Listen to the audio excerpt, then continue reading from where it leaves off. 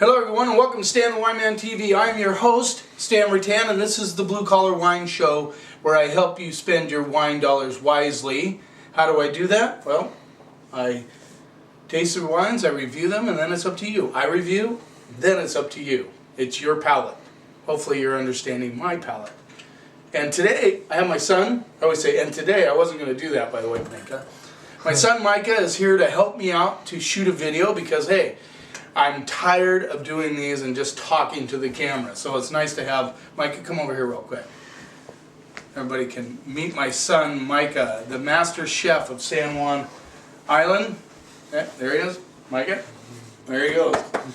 All right, he's doing the zoom in and everything, so, and we'll banter a little bit if I feel like doing that.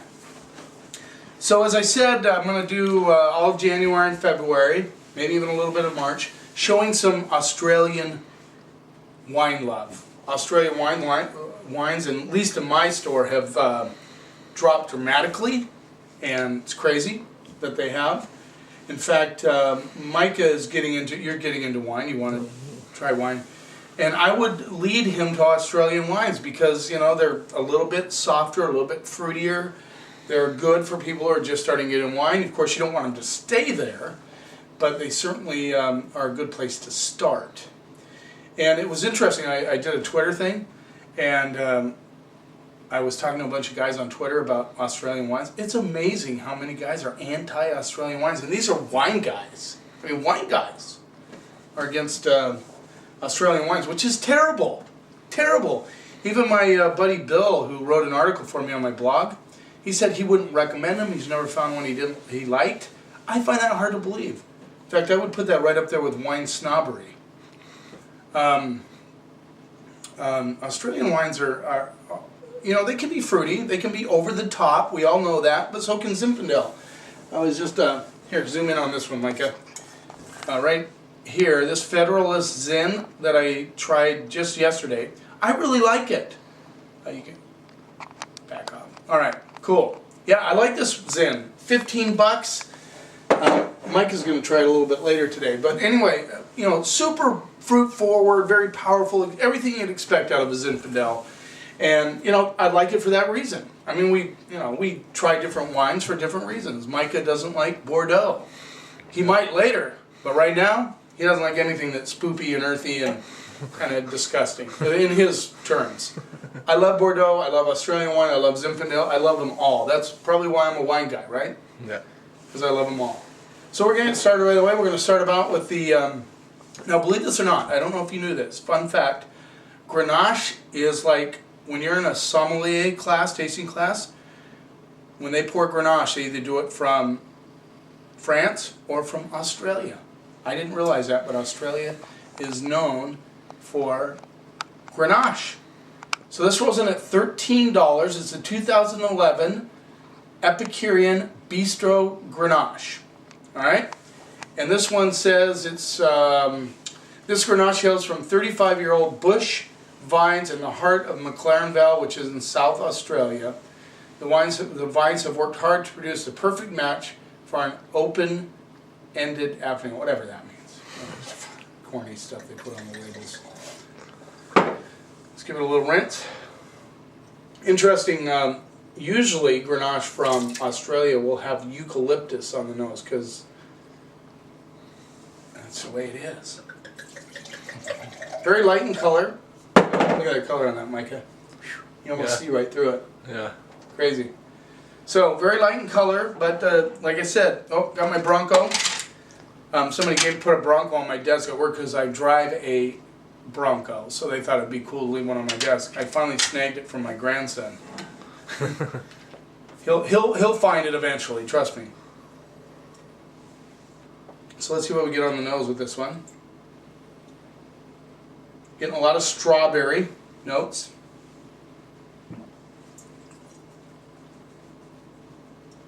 Definitely getting the mint. I'm getting the mint on this. Here, come here, Micah, smell it. This one's got a lot of mint, and that's the eucalyptus. Yeah. Almost like Vicks Vapor Rub. Strawberries, cherries, and mint. That's what I'm getting out of this one.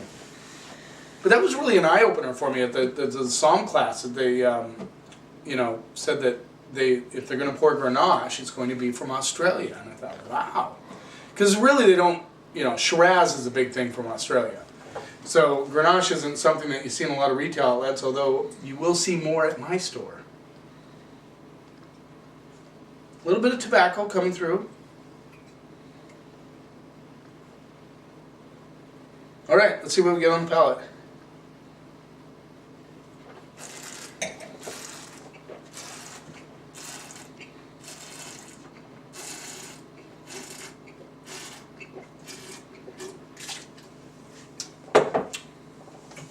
Thought it was funny.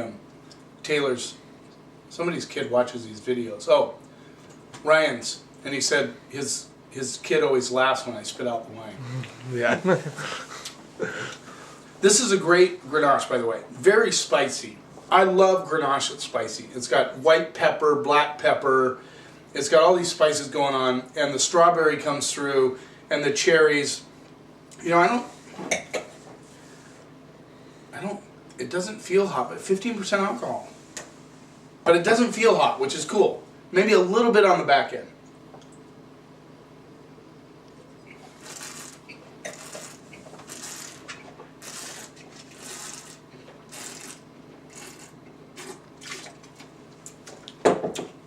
Very smooth, very delicious. Cherries, strawberries, all day.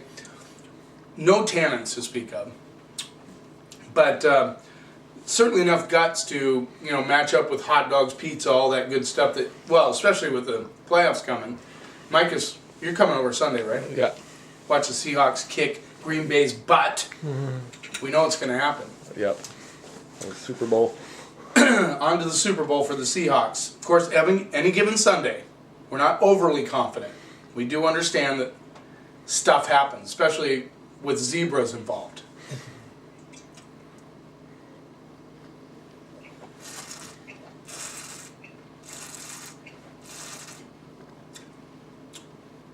Good stuff. $13.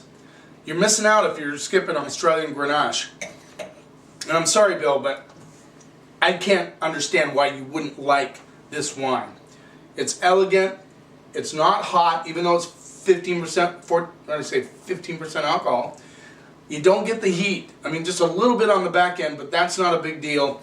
It's like saying, well, if you drink Australian wines and Zinfandel, are you going to complain about the alcohol? I'm sorry. Are you going to complain about Jack Daniels because it's 90 proof? I mean, what's wrong with you? You drink bourbon because it's hot.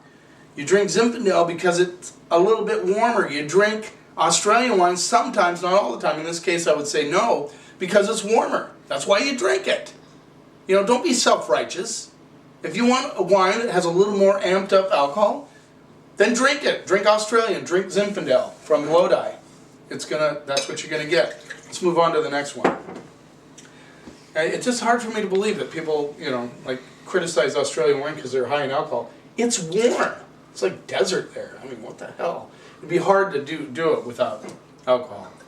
But good job on the Epicurean, and I almost forgot to grade it. I have an audience, and the cameraman, and I'm gonna go B+ on this one. Great Grenache.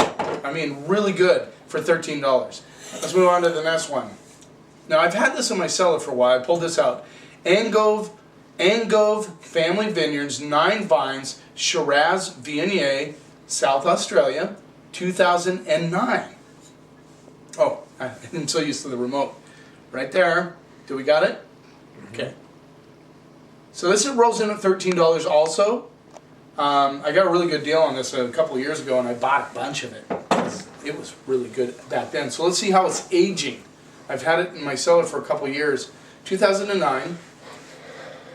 And so all these are South Australian wines. That's where they do a majority of McLaren Adelaide Hills, all around that area. A lot of wines made in that area of Australia. We will branch out into other areas, by the way. But for now, let's go with what we got. So for those of you that don't know, and I know not everybody does, it's 92% Shiraz, 8% Viognier, which is a white wine. And the reason they put Viognier in a red wine is to amp up the aromatics. Viognier has a lot of things on the nose, so that's why they do it. And it works really good with Shiraz. Syrah, by the way. Let's see what we get on the nose. It's a lot of black currants. I mean, just a ton of black currants. A lot of black licorice. You get an interesting like bark component, you know, like a little bit of beauty bark. But it's very perfumed. I mean, obviously there's Viognier in there because it's kicking up the aromatics big time. I gotta quit leaning. Pretty soon like this, you know. My glasses way down here. I'm even getting a little bit of like violets, you know, red flowers, purple flowers.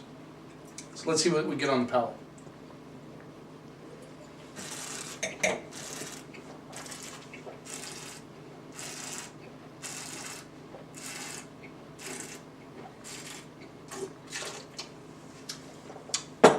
I'm sending this one home with you.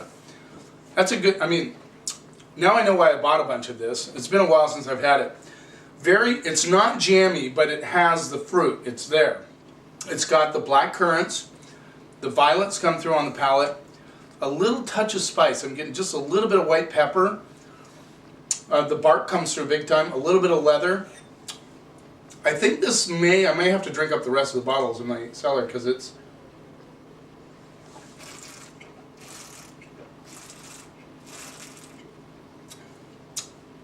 a little bit of grip. I mean, it's got some seriousness on the, got some serious like gravel and leather on the back end, which I really like, which makes it really good with grilled meats, rib steak, something like that would be excellent with it. You know, it's still got some guts. I don't know if I'll have to drink it.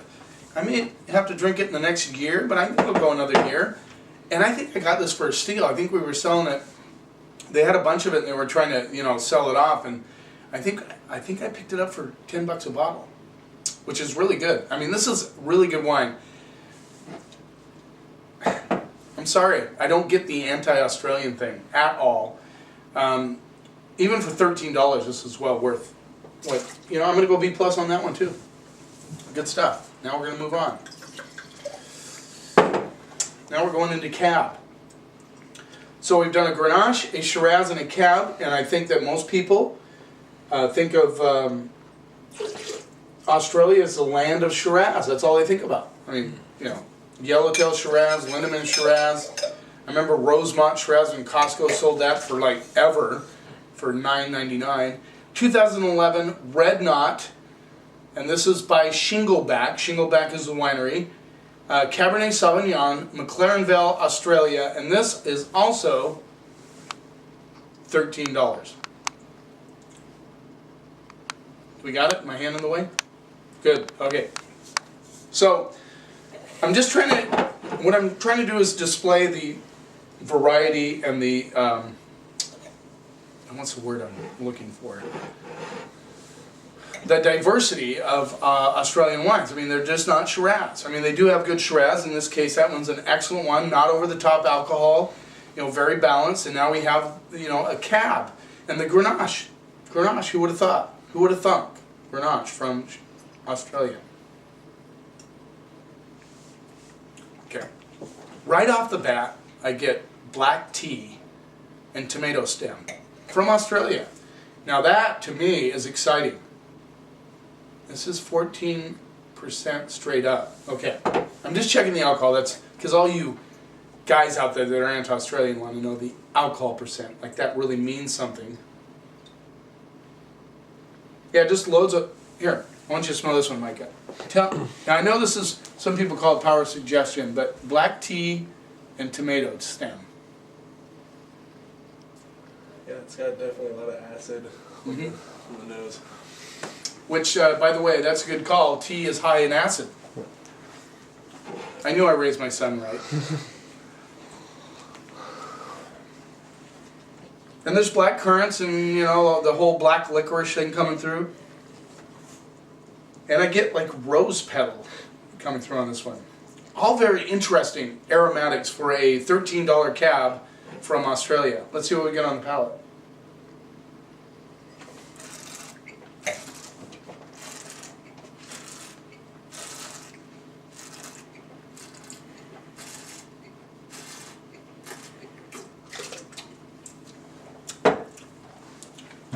tomato stem and tea is still there on the back end of the palate. A lot of currants, a little bit of spice. I'm getting a little white pepper on this one also, which is very intriguing. Now, some of you old school cab drinkers will not like this because it's got more fruit, but let me tell you, I've tasted a lot of Washington and California cabs that have just as much fruit as this does, up in the $20 range. So this is 13 bucks. And I think this is a nice introduction into Cabernet Sauvignon for a beginner that is looking to try it, because it has some interesting elements like the black tea, like the licorice, like well, it has the currants and dark cherries, but it has that edge to it that makes it very interesting, which, you know, for $13 is a good value. In my opinion, it's an excellent value.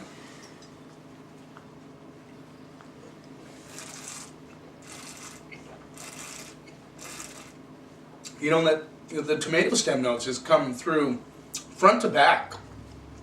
But because of the fruit, it's not like a predominant part of the flavor profile, but it makes it interesting. It gives it complexity. That's what complexity is, when you have that fruit and the herbaceousness and the leather and the rose petal and all those things.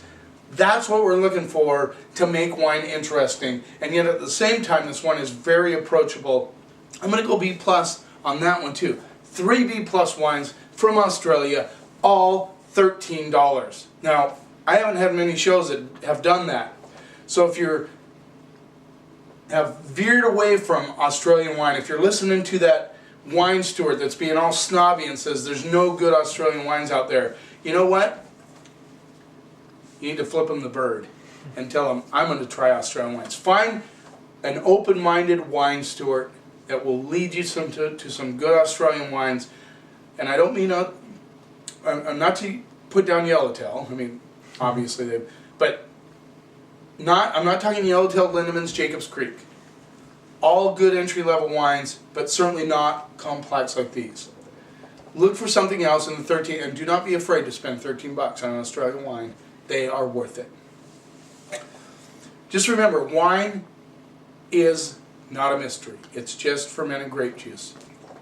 Trust your palate, but always be willing to experiment. With Australian wines or any wine, don't get stuck in a rut. And never let anybody tell you what you should or shouldn't like. If you do this together, we can take the snob out of wine. Thanks for watching.